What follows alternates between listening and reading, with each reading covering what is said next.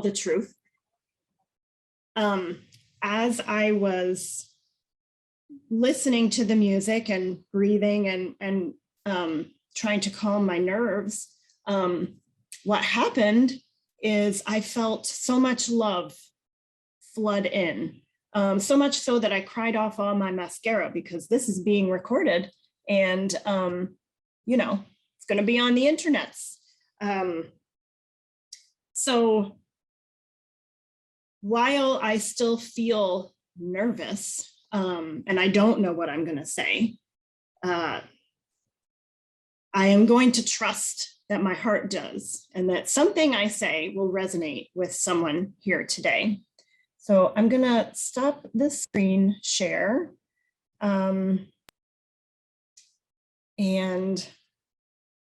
so the screensaver that I thought I was going to use was an image of Mary Magdalene.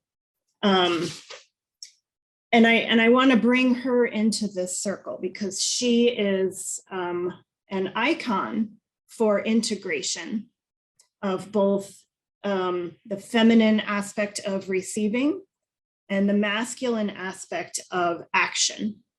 And as I was kind of, pondering, I have so many pieces of paper everywhere, but what I kept thinking about is that I want to tell you a story.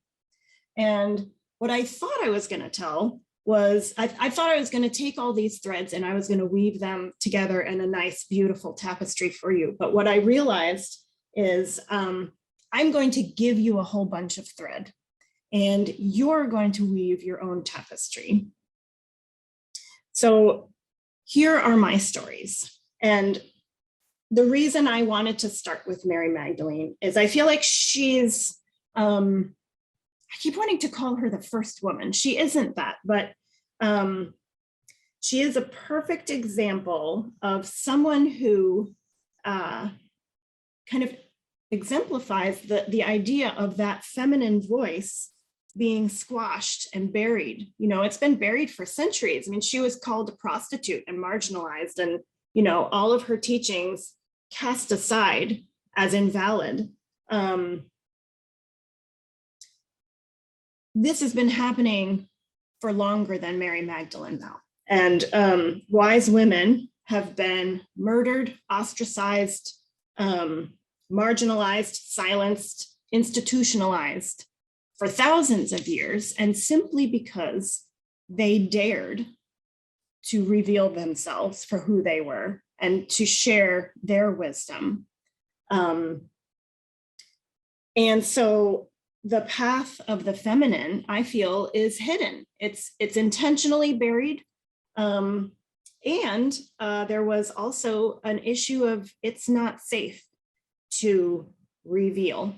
And I found, so in I had to do a lot of internal excavations to drop some of the veils that kept me from feeling like I wanted to reveal myself. I feel like this, I know I've done this before, but I think this is more me than I've ever shared. And I had to notice my own fear and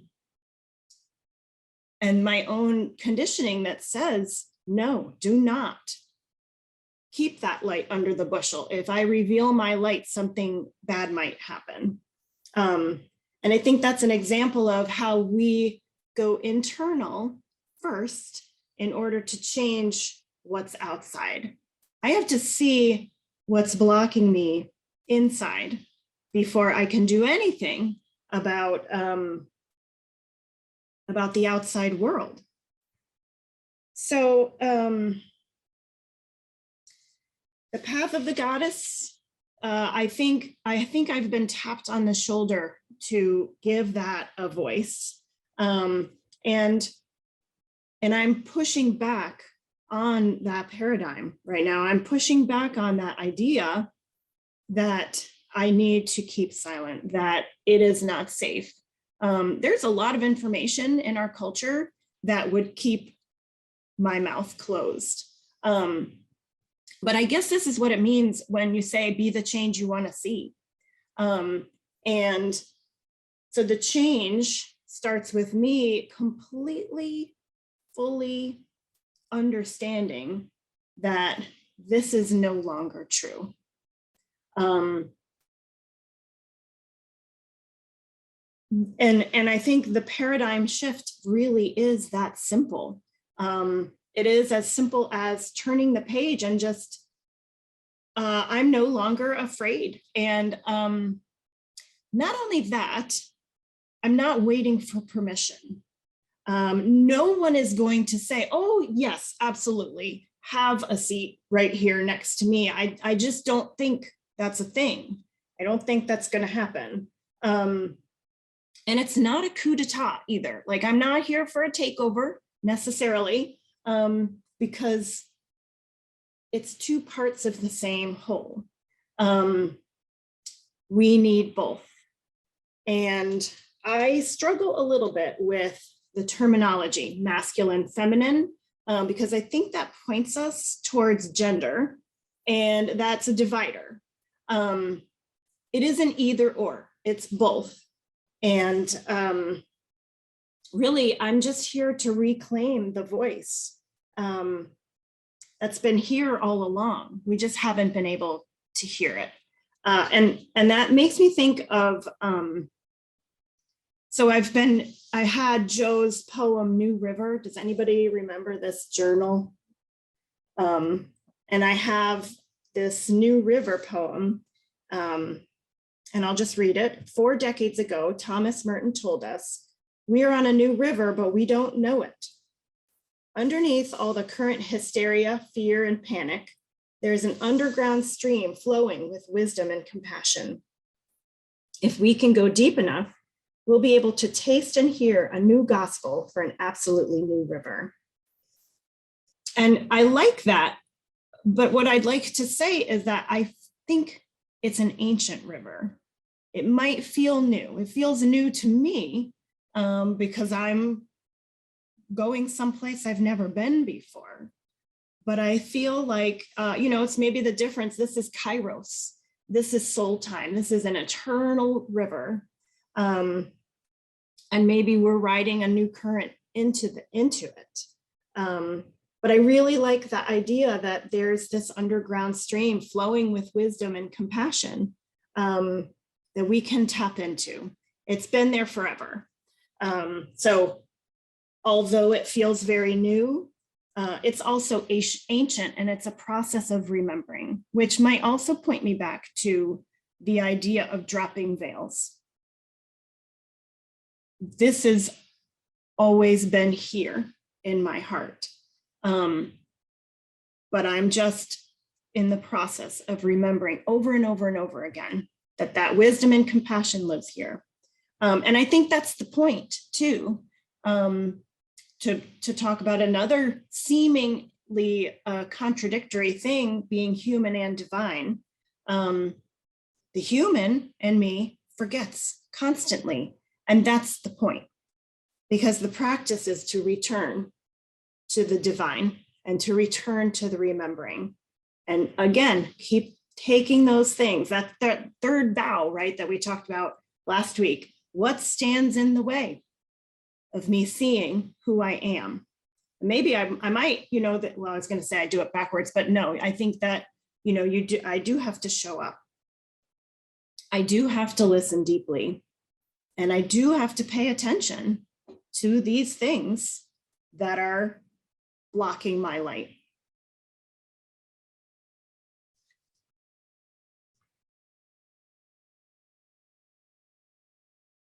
So again, to Mary Magdalene, what I find so interesting, and I don't know if this is history or legend, because I never remember the details, I just get the gist, is she was the open hands, she was the empty cup. Of all the disciples, she got it. And then after Yeshua was crucified, she took his teachings. And I think, so here's the legend or history, I'm not sure, that she went to the south of France and continued to spread his message and his teachings. And I find it very interesting that we have someone from the south of France in our community. I think of that every Sunday. And so she is the prime example of that balance. And although I say balance, but I don't really mean that we find that point and then we like teeter on it and we try to like stay right there. Because first of all, that's not possible. And secondly, we need both. We need to be able to flow. And there are times when having some decisive motion forward, which I would say is more of a masculine quality, is really important. And then there are times when having that pause and that waiting is really important. So I would frame it as more of a flow or a rhythm, or even a cycle. Joe has also shared with us the cycle of the seasons, and here and that we flow with those changes rather than getting stuck. And now we can get stuck. There's a lot of examples of places where I think I have been stuck. And I think it's evident in our culture. If we can look at any of these dichotomies. We'll keep it to the masculine and feminine right now. I think that part of my excavating has also had to be looking at the places where I am stuck in maybe I should say it this way, that rejecting the parts of me that are more inclined to be soft or to be led with my heart. I feel like I took on the values of society and I denied the more feminine part of me. And as a woman, right? So the misogyny runs deep. So the challenge is to kind of let both have a seat at the table. And I'm speaking to men and women. Again, this idea of masculine and feminine is a bit of a challenge, and I want everyone to have a seat at the table. But I think, so thinking about when I'm stuck, what's the inclination? It's to breathe into that stuck place. And it makes me think of the line, I meant to look it up and I forgot, the Aramaic prayer, breathing life, oh, shimmering something or other. I'm not good at quoting. You probably know what I'm talking about though, but that sense of like breathing movement into those stuck places. And in Aramaic, that Holy Spirit, the breath of life, is called Ruka Dekucha, and that is a feminine quality. So interesting, right? That feminine is associated with kind of moving. I mean, even think about it. When you breathe, what happens? Your lungs go up and down. Your diaphragm does. So you can't not move when you breathe. So it's just by its nature, the breath is going to start moving those stuck places. So I was thinking about yesterday's talk, and while Joe was speaking, he mentioned the 3 A's, attractiveness, achievement, and affluence. And I wondered, well, who decides? Who decides, for example, what achievement is? How do we measure achievement? And now, of course, very cynically, I was like, well, men do. It's through the masculine lens. But just as an example, think about like, who do we admire more? A powerful CEO, like Elon Musk, who's, just very famous out there doing all kinds of things and making lots of money and stirring up some feelings. Or in comparison, I thought of my son's first grade teacher, who is a mirror of unconditional positive regard for all of her students. She is raising up little humans and launching them into the world, feeling like somebody sees them for who they are and loves them for it. Now, I mean, tell me, think about this. When I think about it, I can even feel like an energetic difference in those two examples. And I would, I used, of course, there's an example of a male CEO, a female teacher. That's probably not accidental. I think, people gravitate towards these things. But they're so different. The CEO is, off to the races, taking action, maybe not very well thought out or contemplated action. Whereas the teacher is really thinking about community. And I keep making this hand motion, but it's like this expansive, like holding everything versus like the individual going for a target no matter what. Why is it that both are not equally valued? Is what I would want to say. Obviously, we have not everybody knows about my son's first grade teacher, but I would say maybe everybody has one of those teachers in their community. And how come, and we see, with the reward, the, financial rewards, clearly there's a discrepancy. Teachers in my son's school have to work 2 or 3 jobs and dip into savings to make ends meet.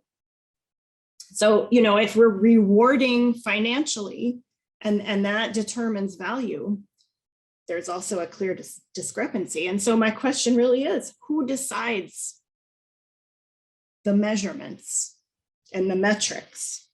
And I don't think that we need to diminish the value of that executive. What I do think is that we need to raise up the value. And the teacher is the example, but again, it is those feminine qualities of thinking about community, being about all versus just one. And so I want to get into the mystery, because it wouldn't be me if I didn't talk about some of the mystery. I'll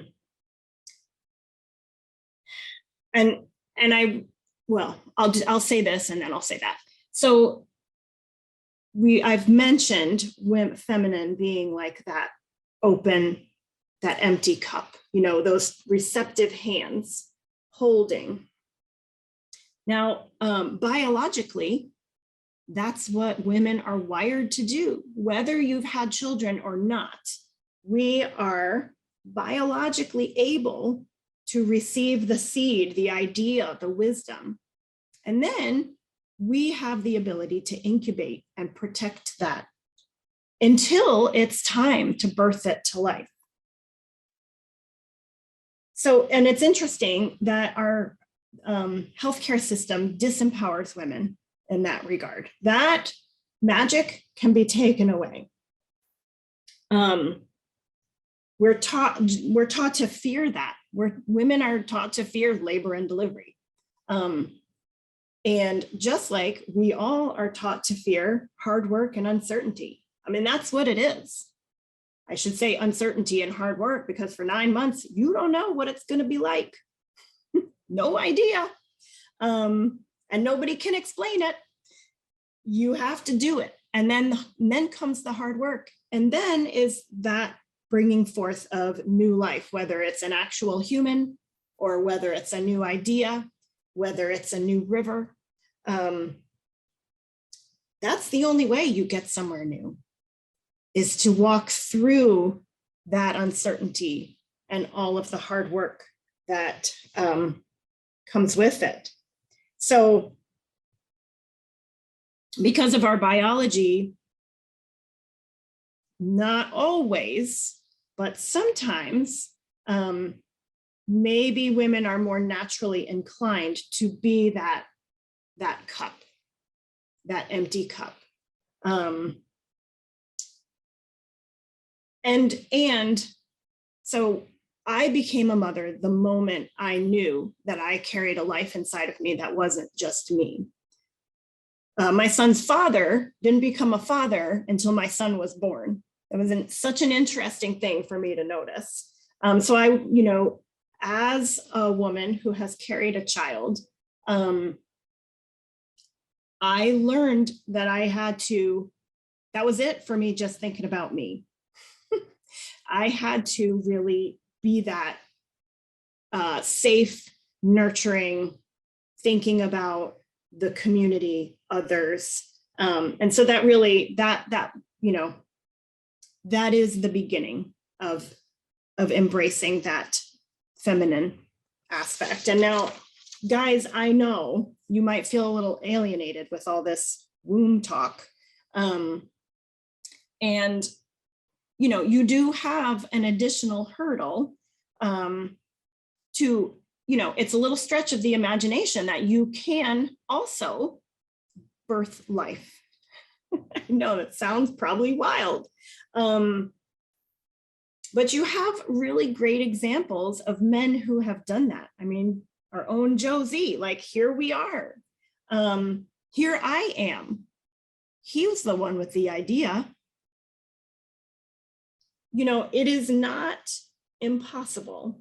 And I think we all get there through contemplation, through choosing that stillness, through deciding to be receivers.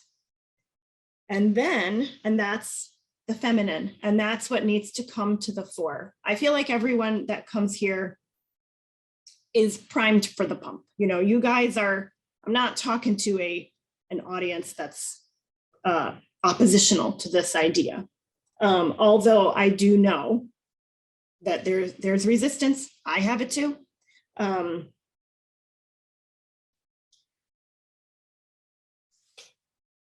But I want to bring us back to that idea of the dance too, and that flow. And even thinking about the vows, those 3 vows, recognize where you feel sort of resistant to this idea. And invite that in, this is part of the guest house. These not so nice feelings are all welcome here. And recognize that there's value in all of it, every bit of it. And just like this dance between masculine and feminine, there is a dance that we do between being fully human and fully divine. There is a dance of darkness and light. And when we can weave all of those together, that's what it means to be fully human and whole. And that's, if you want to ask the question, what am I here to, what's the end that I'm living for? Could it be that it's to be fully human and whole? So I think that's enough. I have a meditation I'm going to share with you, and so we can stop the recording and move to the next phase.